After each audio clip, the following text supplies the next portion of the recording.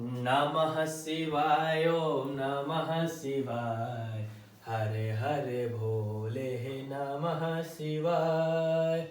Good morning, स्वागत है आप सभी का अपने YouTube ID JN क्लासेस मस्ती में। आज बता दें कि इतना इम्पोर्टेंट क्वेश्चन लेकर आए हैं जो आप क्वेश्चन देख लें और आप अपने ट्वेल्थ यानी कि एग्जामिनेशन में बैठने वाले हों तो इस क्वेश्चन और इस आंसर को मिस न करें। आपके लिए बेनिफिट की बात यह है कि इधर इंग्लिश तो आपको उधर हिंदी, यानी कि आप इंग्लिश भी समझे और हिंदी भी समझे। अब हुआ डर आपका इंग्लिश से एकदम खत्म और बारीकी से हम लोग क्वेश्चन देखेंगे और एक एक करके साधारण से रूप से हम समझेंगे। डर था इंग्लिश में, वो डर अब हो गया गायब। अब हम आ गए एकदम निडर होकर इंग्लिश को पढ़ने और पढ़ाने। तो एकदम वीडियो में शुरू से अंत तक बने रहिएगा और जहां पे भी डाउट होगा कमेंट बॉक्स में आप जरूर बताइएगा। चलिए बिना समय को लॉस किए हुए हम आते हैं अपने टॉपिक पे और पहला ही क्वेश्चन काफी इंपॉर्टेंट है। पहला ही क्वेश्चन काफी इंपॉर्टेंट है, पूछना ही नहीं है कि कितना इंपॉर्टेंट है। पहला ही क्वेश्चन इतना इंपॉर्टेंट है कि पूछना ही नहीं है कि कितना इंपॉर्टेंट है। बिना समय को लॉस किए हुए आ गए हम फर्स्ट नंबर पे। All questions are very very important for 2023 2023 के लिए काफी इंपॉर्टेंट क्वेश्चन है क्लास 12 के स्टूडेंट्स।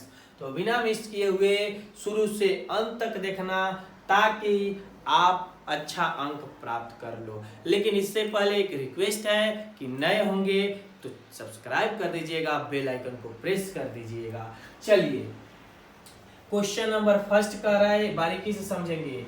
वाई डज गांधी जी का नाम सुने होंगे आप लोगों ने, गांधी जी का नाम बिल्कुल सुने होंगे। Why does Gandhi ji say that mind is a restless bird. Most important point, restless bird. Gandhi ji ने क्यों कहा, ध्यान दीजिएगा आपके लिए यहां है। गांधी जी ने क्यों कहते हैं कि दिमाग एक बेचैन पंछी है। बाबू बेचैन पंछी बहुत गंभीर बात है। बेचैन के मतलब समझते हो, गांव जवार में कहा जाता है कि बेचैनी का दवा खाली होगा। बेचैनी के दवा का मतलब हुए होता है कि अगर कहीं पे भी रहोगे तो अस्थिर नहीं रहोगे, चुदुर बुदुर करते ही रहोगे, कूद फान करते ही रहोगे, उसी को कहा जाता है बेचैनी। गांव देहातों में बोला जाता है जब लड़का इधर उधर ज्यादा अति करने लगता है तो कहा जाता है कि बेचैनी की दवा खाली है काकी, तुम अस्थिर नहीं बैठ रहा है। यानी कि गांधी जी ने इस दिमाग को इस बेचैन पंछी के जगह से, बेचैन पंछी से क्यों तुलना किए हैं। हो सकता है कोई कंडीशन, चलिए देखते हैं। Gandhi ji says that mind is a restless bird. Gandhi ji ने कहा है कि दिमाग बेचैनी पंछी है बिकॉज, जोड़ दिया वाक्य को, because it is never satisfied. It is never satisfied, यह कभी संतुष्ट नहीं होता है, ये कभी संतुष्ट नहीं होता है। The more it gets the more it wants. जितना अधिक दोगे उतना ही इसको इच्छा है। फिर बात समझे, जितना ही दोगे उतना ही अधिक की चाहत लगी रहती है। He says because a mind never gets satisfied। और वो कहते हैं कि दिमाग कभी संतुष्ट नहीं होता है, जितना दो उतना ही इसके लिए जरूरी है। Like a bird, he always wonder to quench his thirsty to desire. Even after the completion of any of his desire, the next one is ready। जैसे जैसे ये को पूरा हुआ तुरंत दूसरे की चाहत जगी रहती है। आपको समझ में आ रहा होगा, आप समझ रहे होंगे हम क्या कह रहे हैं। ध्यान दीजिएगा, गांधी जी ऐसे क्यों कहते हैं कि दिमाग एक बेचैन पंछी है, उसी इंग्लिशवा का हिंदी है। गांधी जी ने दिमाग को एक बेचैन पंछी इसलिए कहते हैं क्योंकि यह कभी संतुष्ट नहीं होता है। जो दिमाग है ये कभी संतुष्ट नहीं होता है, जितना दो तले अगला का चाहत लगा रहता है, जितना इसको मिलता है उतना ही और चाहता है। यानी कहने का मतलब वही है कि इसको जितना दोगे अभी इसको कम ही है, अगले की चाहत बनी रहती है। दिमाग को एक बेचैन पंछी इसलिए भी कहते हैं और दूसरा अवस्था है कि इसलिए भी कहा जाता है बेचैन पंछी क्योंकि वो चिड़िया की तरह ही वह अपनी ख्वाहिशों को पूरा करने के लिए हमेशा भटकता रहता है। दिमाग चिड़िया की जैसे चाहत होती है कि एक कुछ फल मिला चाहे कुछ मिला उसको खाया, फिर दूसरे की चाहत लगी रहती है, उसी तरह बेचारे मनुष्य का दिमाग है वो भी सेम उसी कंडीशन में रहता है, अपने ख्वाहिशों को पूरा करने के लिए भटकता रहता है। उसकी एक ख्वाहिश पूरी हो जाने के बाद भी उसकी एक ख्वाहिश पूरी हो जाने के बाद भी उसकी अगली ख्वाहिश तैयार रहती है। समझिएगा, वही हुआ जग परोजन वाला, भोज है आज यह खाए, यानी कि 2 गो पूरी बातल एगो पत्तल में और चाही एक्स्ट्रा रखे वाला, वही बतिया है दिमाग का। दिमाग वो यही सोचता है कि यानी कि एक हमको मिल गया तो दूसरे की चाहत लगी रहती है। तो गांधी जी ने यानी कि बापू जी ने दिमाग का तुलना बेचैन पंछी से इसीलिए किया है कि दिमाग एक बेचैन पंछी जैसे इसलिए है कि पंछी को भी कुछ मिल जाता है तो वह अस्थिर नहीं रहती है, फिर दूसरे की चाहत के लिए लगी रहती है। उसी प्रकार मनुष्य का जो दिमाग है वो भी एक मिला तो दूसरे की चाहत में निरंतर रूप से लगा रहता है। तो गांधी जी का मिला जुला कर यानी कि बात कहने की तात्पर्य यही थी कि जैसे हमारा दिमाग एक रेस्टलेस बॉडी बर्ड्स की तरह है, वो भी अपने ख्वाहिशों को पूरा करने के बाद दूसरा का ख्वाहिश उसकी जागृत रहती है, जगी रहती है कि दूसरा का हम प्राप्त करें, उसी तरह मनुष्य का भी दिमाग सेम पंछी की तरह ही है। चलिए समझ में आया है, तो अगले क्वेश्चन पे हम चलते हैं। ये बोर्ड एग्जाम के लिए काफी इंपॉर्टेंट क्वेश्चन है, तो आप बिना मिस किए हुए शुरू से अंत तक जब देखोगे तब जाकर तुम्हें समझ में आएगा, और नहीं तो थोड़ा सा होगा डाउट क्रिएट करोगे तो आप कमेंट बॉक्स में हमें बताना, और किसी प्रकार का डाउट हो तो एक बार जरूर बताना। जिससे संबंधित क्वेश्चन चाहिए आप हमें एक बार जरूर नोटिस करना, उस प्रकार का क्वेश्चन हम आपके पास लेकर आते रहेंगे। नेक्स्ट क्वेश्चन पे आते हैं, क्वेश्चन नंबर 2 पे। क्वेश्चन नंबर 1 हो गया, अब क्वेश्चन नंबर 2 ये है। क्वेश्चन नंबर 2 काफी इंपोर्टेंट है, दोनों तो इंपोर्टेंट ही है, जितना क्वेश्चन सॉल्व करेंगे all questions are important for intermediate students. चलिए आते हैं, बारीकी से समझिएगा। कह रहा है कि in what contest does doctor Zakir Hussain, ध्यान देना, doctor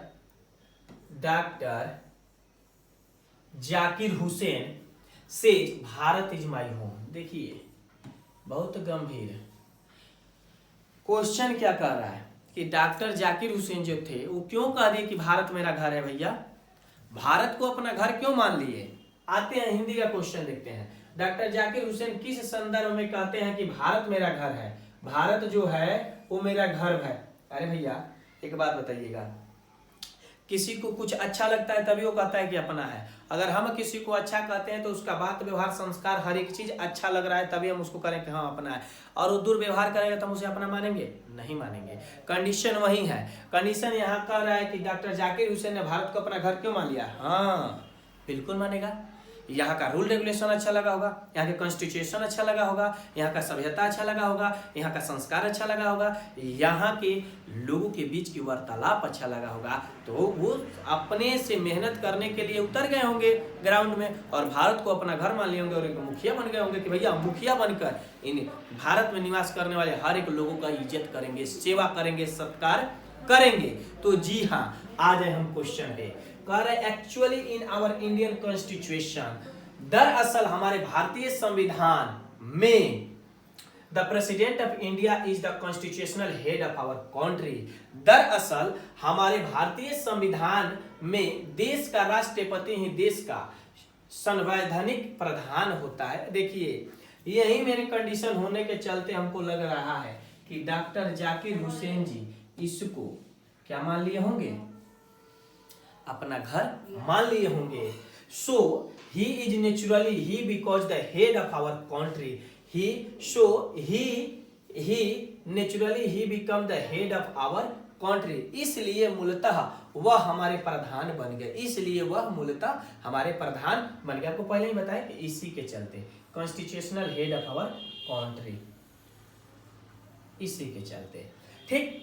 and after saying that whole of Bharat is my home, he wants to show his emotion and affection towards Indian, that he will work as the chief and for the strength and beauty। यह कहना कि पूरा भारत मेरा घर है, whole Bharat, यानी कि whole Bharat is my home, तो पूरा भारत मेरा घर है और भारतीयों के प्रति यह उनके जज्बात और प्यार को दिखता है कि वह उनके मुखिया के तौर पर काम करेंगे और इस देश की मजबूती और खूबसूरती के लिए। देखिए कहने का मतलब क्या है, अगर हमको आपसे मतलब है और आपको हमसे मतलब है तो जरूर हम भी आपके विषय में पॉजिटिव ही सोचेंगे और आप भी मेरे विषय में पॉजिटिव ही सोचेंगे, निगेटिव की बात ही नहीं आ सकती है। बात समझ में आ रहा है? उसी तरह और डॉक्टर जाकिर हुसैन जी भारत के विषय में कहें कि जब मैं यहाँ का मुखिया बन जाऊं, मैं जब यहाँ का प्रधान बन जाऊं और हर एक घर के विषय में मेरा तात्पर्य बनता है, मेरा यह सोच कहता है कि भारत में निवास करने वाले हर एक लोगों के लिए मेरा सोच सकारात्मक होना चाहिए और उनकी मजबूती करना चाहिए, जिससे भारत में मजबूती और खूबसूरती झलक उठे, दिखाई पड़ने लगे। समझ में आ रहा है? देखिए आप हमेशा ध्यान दीजिएगा, कोई भी व्यक्ति अगर कह दिया कि भारत इज माई होम तो जरूर भारत के अंदर कुछ अच्छा पाया होगा तभी कहेगा, अदरवाइज ऐसे नहीं कर सकता है। तो आपको पता चलेगा कि भारत को क्यों अपना घर मान लिए। तो actually in our Indian constitution the president of India is the constitutional head of our country. दरअसल हमारे भारतीय संविधान में देश का राष्ट्रपति ही देश का सर्वाधिक प्रधान होता है। इससे मूलतः हुआ हमारे प्रधान बन गए, इसलिए वो क्या हो गया, हमारे प्रधान बन गए। चलते हैं क्वेश्चन नंबर 3 पे। आप लोग बढ़िया से बारीकी से एक एक करके देखते चलिएगा तो आपको किसी प्रकार का डाउट नहीं होगा मेरे प्यारे बच्चे। अगर आप बिना डिस्टरबेंस का शुरू से अंत तक देखते हैं तो बिल्कुल आप अच्छे अंक प्राप्त करेंगे। चलिए question number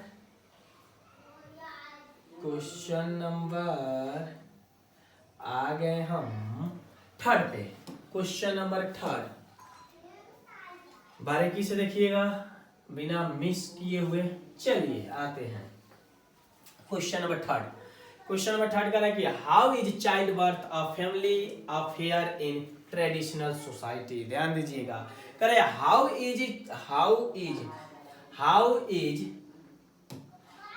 is child birth a family affair in traditional society. पारंपरिक समाज में बच्चे का जन्म एक पारिवारिक मामला कैसे होता है। जी हाँ, पारिवारिक मामला कैसे होता है आपसे बता देना कि पारिवारिक मामला कहने से मतलब अगर किसी के भी घर में, या ये माना जाता है कि अगर हमारे घर में, आपके घर में, चाहे किसी के घर में अगर महिला है और वो गर्भवती हो तो उसके पेट में बच्चा हो तो वो उसके हस्बैंड ही नहीं बल्कि उस समाज में निवास करने वाले उसके घर में जितने परिवार हैं पूरे परिवार उस औरत का देख रेख करते हैं, ताकि उसे यह फील ना हो कि मैं अकेला हूँ, मुझे किसी चीज़ की चाहत है, मुझे कोई सामान खाना है, मुझे कोई सामान की लागत है और उसको फुलफिल ना कर सके। यही यहाँ पे आपको दर्शाया गया है जो मैं बता रहा हूँ, और आपको बारीकी से समझना है, ठीक ना। और आपसे बता दे अगर अच्छा अंक प्राप्त करना है तो समय को बर्बाद मत करना मेरे बाबू। समय को बर्बाद कर देंगे तो ज़्यादा दिक्कत होगा। If you kill the time then time will kill you. समय के पास इतना समय नहीं है कि आपको समय दे। अगर आज समय को मारते हो तो समय तुम्हें इतना दर्दनाक स्थिति से मार देगा कि कल सोचोगे नहीं कि समय हमें कैसे मारा। Time is very precious for your running life. समय आपके चलते हुए जीवन के लिए काफी महत्वपूर्ण है। So you never kill the time, इसलिए तुम कभी समय को मत मारो। प्लीज कीप द टाइम, समय को बनाकर रखो और फॉलो द टाइम, और समय का पालन करो, क्योंकि 1 मिनट आपके लाइफ के लिए काफी महत्वपूर्ण है। तो अभी आया है बोर्ड का एग्जाम और समय को फॉलो करते हुए हम लोग को बारीकी से पढ़ना है। जग परोजन थोड़ा सा कम कर दे, खान पान थोड़ा सा कम कर दे, नहीं तो किसी के ब्याह बारात में जाएं और क्या करें, पहले ही से रेडी हो जाएं कि हाँ अब खाना है, हाँ आप पूरा खा के आ जाएं और क्या करें, पढ़े लिखे नहीं तकिया लगा के सो जाएं। तो बाबू ऐसे कुछ नहीं होने वाला है। इसके लिए कुछ चाहतों को रोकना पड़ेगा, कुछ खान पान पे ध्यान देना पड़ेगा। जब ऐंच के खा लोगे पूरा दबा के तो पढ़ कहाँ से पाओगे। तो इसलिए लिमिट में खाना है और माता पिता का नाम ऊंचा करना है। चलिए क्वेश्चन नंबर आते हैं थर्ड वाले पे। थर्ड वाला जो क्वेश्चन है वो काफी इंपॉर्टेंट है आपके बोर्ड एग्जाम के लिए।